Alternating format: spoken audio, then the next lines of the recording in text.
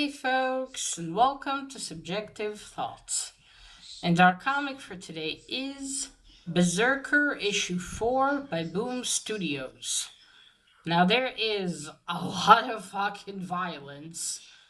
Killing, blood, guts, limbs torn, body parts flying, weapons, and some weird shit in this one. So if you are in any way squeamish, you have been warned. Also, spoilers. Alright, here's our usual team. Pretty sure these are all the same suspects. And alright, let's dive in. Finally, I went back to this one. So we begin the issue with, we see B is telling the doctor lady, whose name I already forgot. Sorry, Diana. Her name's Diana. Tells Diana that's enough for today, takes off the things plucked to his head, says I'm tired, and then leaves. He's like, this is all I got for you for today. Then Diana takes the recording device, puts in some headphones, and starts listening to the session they just had. And we see her, while she listens to it, we see her starting to get out of her office and outside of the facility where they usually are. So we go back to B's past. I think this is right after where in the third issue he was, we see that red lightning. We see his father, or his adoptive father, talking to his mother, where we see that she went to the cave again and prayed for a cure for their son, and we see her holding something, and she said this will cure him.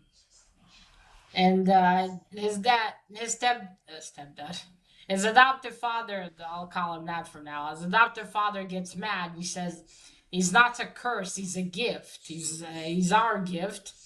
And then he grabs what she's holding and throws it. There's a pit right there.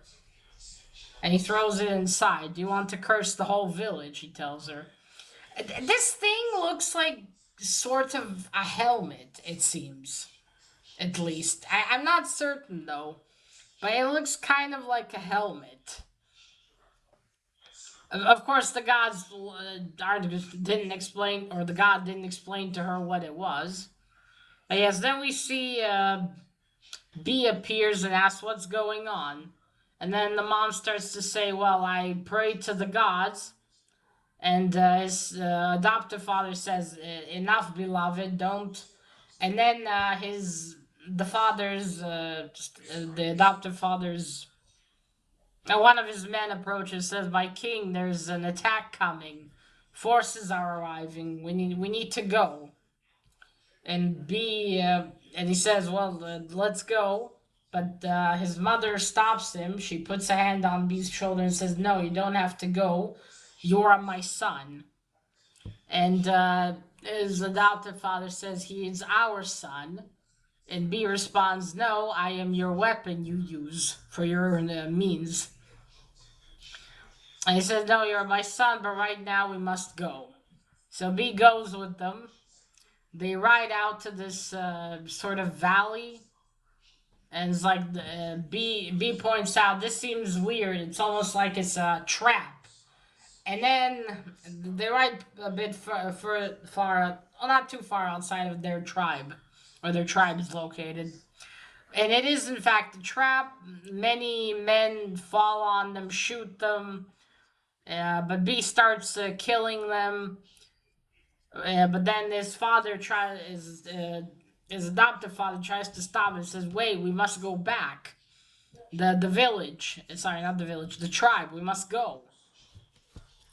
He manages to not relax, but to grab B's attention. Although his, guy in command, B kills him.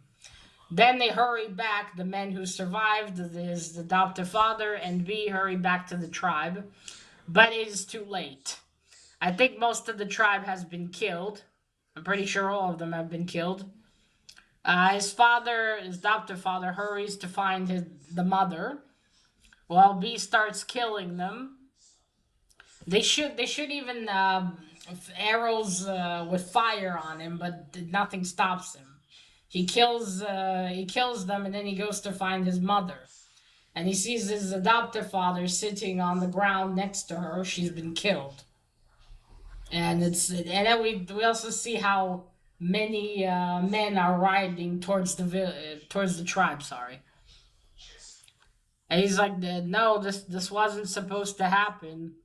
And B, finally, the adoptive father's greed got to them. I had a feeling something like this would happen. Because, I mean, come on, dude.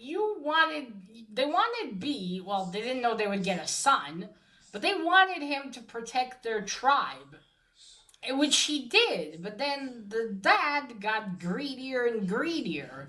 They wanted more wealth, more gold. I mean, fuck, they started calling him king right now. If they just, just stayed with the tribe, just it allowed them to prosper on their own, and they had B to protect them, none of this would have happened. Because I'm sure by this point, a lot of tribes knew that B was the secret weapon, and they needed to lure him out, and then the tribe would be helpless, which was the case. So yeah, we see B kneeling down, touching his mother, and said she didn't deserve this. And what happened? Said, we deserve this, you deserve this. And then he gets up and starts walking away. I see him walking, then the adopted dad yells, no, don't leave us. I'm looking, dude, who's us? There's just you. Everyone else is pretty much dead. And then he gets killed by more men. I think these are either men of one tribe, or perhaps men of many tribes who have heard about B's tribe. Anyway, they kill the father, and then we see now the adoptive father and the mother's blood. They're they're right near that pit that I mentioned, and we see their blood going down, trickling onto that thing that looks like a helmet. I have a feeling that'll be important later on, in later issues maybe. I need to keep that in mind. Then we see B, he goes and goes until he reaches all of the men there, and they tell him, well, now you die. And then they kill him. They rip him to shreds and everything, and they just leave him there. Assholes, but understandable. But yeah, you think, he's not even fighting you, so did you really win? No. Now, while this is happening, as always, we get we hear what B has told Diana over the course of, it was wondering why he couldn't, because before this, he didn't remember this. He thought, well, I have a perfect memory, but, it's been so long, maybe I forgot. He didn't forget. It was locked up inside of him.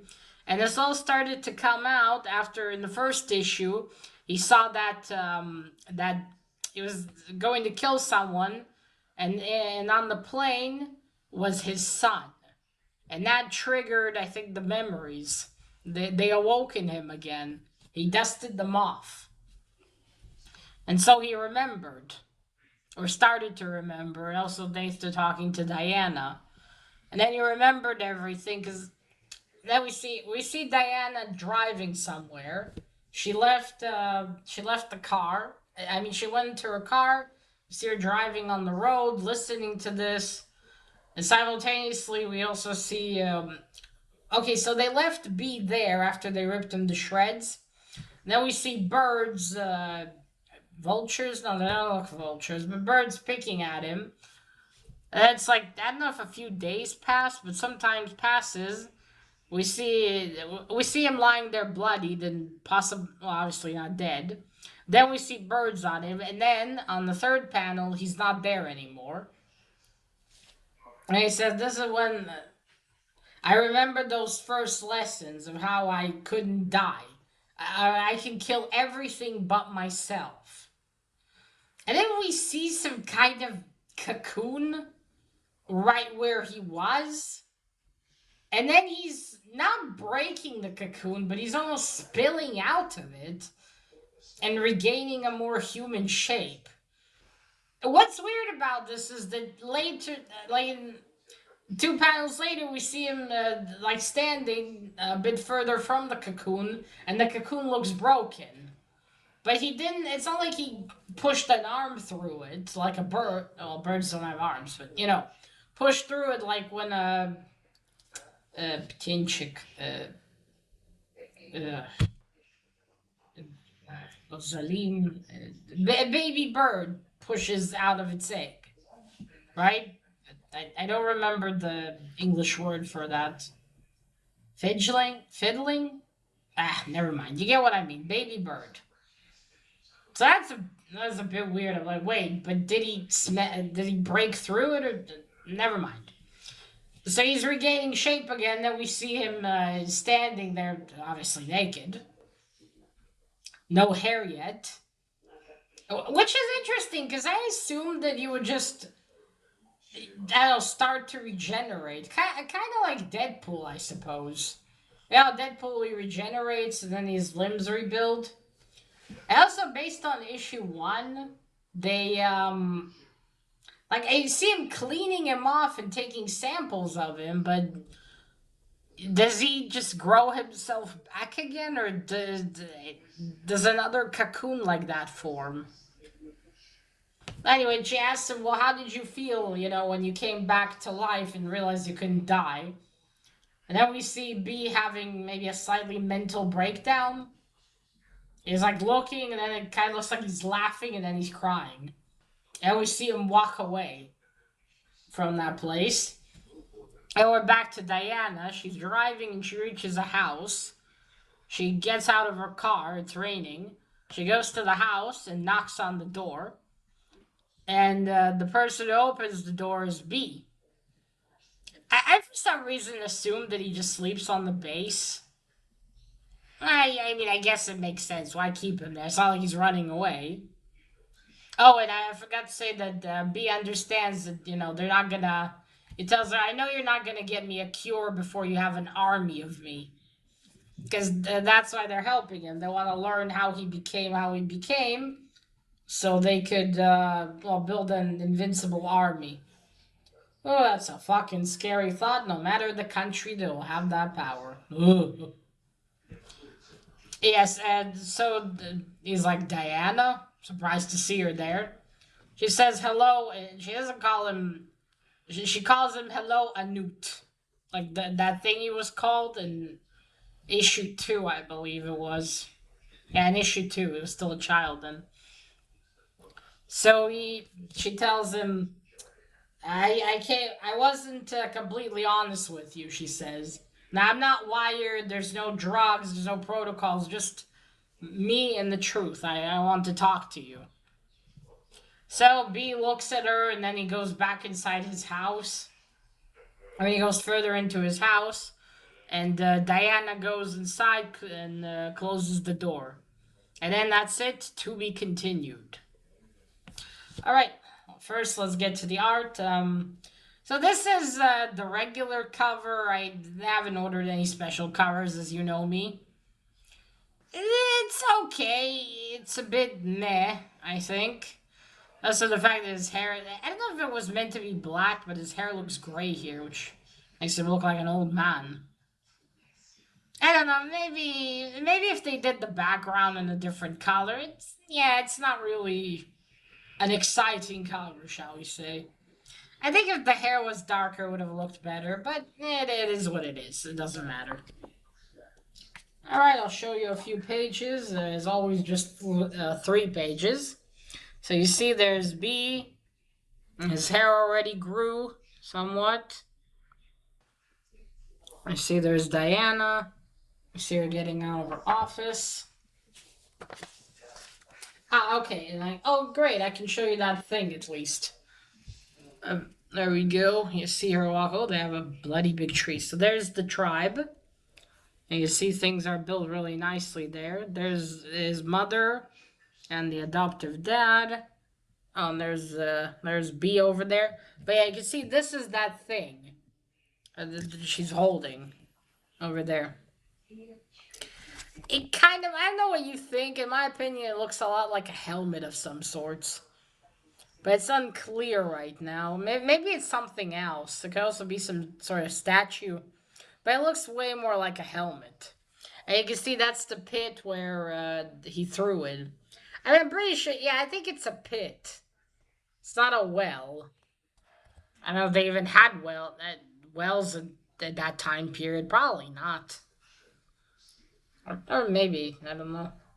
And you can see he took it from her and he threw it in. And right here, they're going to lay later on, both dead. And their blood going and spilling onto this thing. It almost feels like it was meant to happen like that, as if the gods intervened. Kind of, I guess you could say, kind of taking back the price for the gift they gave them for B. Maybe in a way. And you can see the art style is the same. It's sorry, what was about yeah, the art style is the same. It's good. In some places, it looks a bit like here, but other than that, it really goes well with the story, especially in the violent parts. It looks awesome. Yeah, so there we go. That was the art. All right, on to the story. So I think we're finally, anyway, in issue 5, we're finally going to progress and see where this is going to go. I think the first, now we got, okay, so this is issue 4, so that's it. We were done with the backstory. We know where B came from, sort of. We now know his history, how he came to be, and now we'll hopefully start to find out what's going to happen next. He's been alive for so long, and is he finally going to find a cure or not? Will he finally be able to die like he wishes? Because, okay, it's not like he wants to die, but he wants to be able to. And he's not able to, because as we see, he constantly regenerates. And I believe that perhaps later on we will see that thing again, that helmet thing. Or maybe it's a crown. I think that might be the key to him maybe being able to lift up the curse from himself. Who knows? And also, what is it that Diana wants to tell him? Does she know something? What does she know? Maybe there's a lot more progress on making more like him than, well, obviously they wouldn't have told him, really. Oh, yeah, I forgot to mention, Diana calls, I think, her boss, or that guy she talked to in the last issue, telling him she'll be gone for a couple of days. So this makes me think she wants to show something to be. Maybe she wants to take him somewhere. Or else why ask for a few days off unless she needed to go somewhere. But yeah, I'm glad this is finally picking up to see where we continue.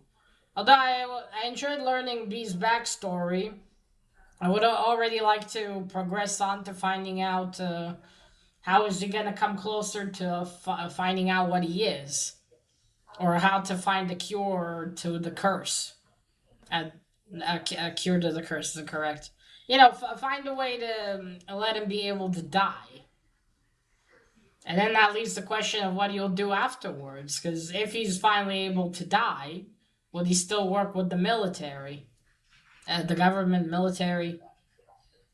Would he still continue to risk it now that he's not immortal anymore? I guess we'll find out. Anyway, I'm excited to get to issue 5 and finally see how this continues. Because it's, well, now it's finally gonna stick to the present, and we'll see. But yes, that's it. Good issue, just like the rest of them, and I'm looking forward to see what the others will bring. As there's 12 of them, I'm done with 4.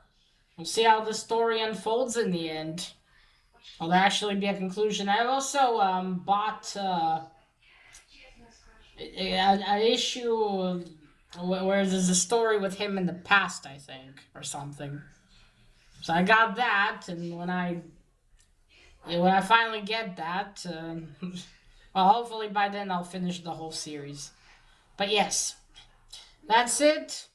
Story's continuing on nicely, and we'll see where it takes us. I'd say I didn't forget anything, no. Alright, so let me know what you thought of the 4th issue of Berserker. Or what do you think of Berserker so far, up till issue 4? Do you like it? Do you not like it? Do you think the backstory took a bit too much time? Are you enjoying it? And that is it. Now remember, collect what you're passionate about and share it on YouTube. Bye!